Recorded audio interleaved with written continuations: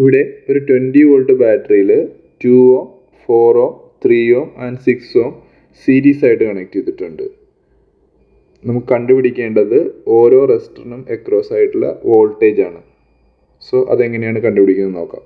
ഇവിടെ നമുക്ക് രണ്ട് രീതിയിൽ ഈ വോൾട്ടേജ് കണ്ടുപിടിക്കാം. First method voltage division rule ഉപയോഗിക്കുക. സോ VR1 അതായത് voltage across resistor 1, VR1 equal to total voltage V into R1, അതായത് R1 അക്രോസ് ആയിട്ടുള്ള വോൾട്ടേജ് നമുക്ക് കിട്ടുന്നത് R1 divided by R1 plus R2 plus R3 plus R4 എല്ലാ റെസിസ്റ്റേഴ്സിൻ്റെയും sum. So അതാണ് നമ്മുടെ ഇക്വേഷൻ.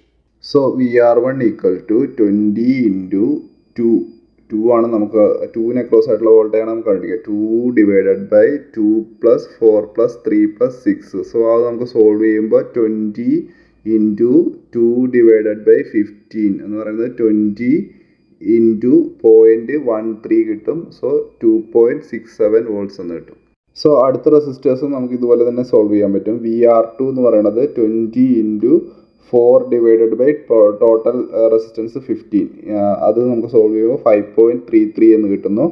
VR3 ആണെങ്കിൽ 20 ഇൻറ്റു 3 ഡിവൈഡഡ് ബൈ 15 ചെയ്യുമ്പോൾ നമുക്ക് 4 കിട്ടും.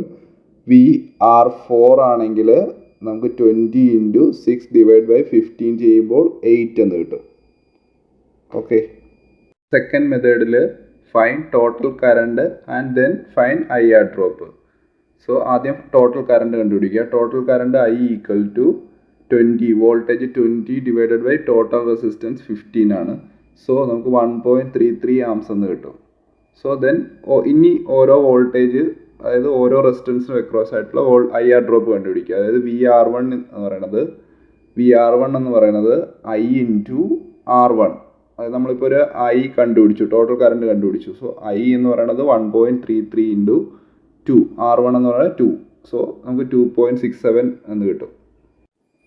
സോ അതുപോലെ തന്നെ VR2 എന്ന് പറയുമ്പോഴത്തേക്കിന് I ഇൻറ്റു R2, അതായത് 1.33 into 4, that is equal to 5.32 volt എന്ന് കിട്ടും. VR3 എന്ന് പറയുന്നത് I into R3, that is equal to 1.33 into 3, that is equal to 4 volt എന്ന് കിട്ടും. IR4 എന്ന് പറയുന്നത് I into R4, that is equal to 1.33 into 6, that is equal to 8 volt എന്ന് കിട്ടും. സെയിം നമ്മൾ ഇതിനു മുമ്പത്തെ മെത്തേഡിൽ കണ്ടുപിടിച്ച അതേ വോൾട്ടേജ് തന്നെ ഇവിടെയും കിട്ടും. ഓക്കെ. കാണുന്നത് അതിൻ്റെ ഒരു സിമുലേറ്റഡ് വീഡിയോ ആണ്.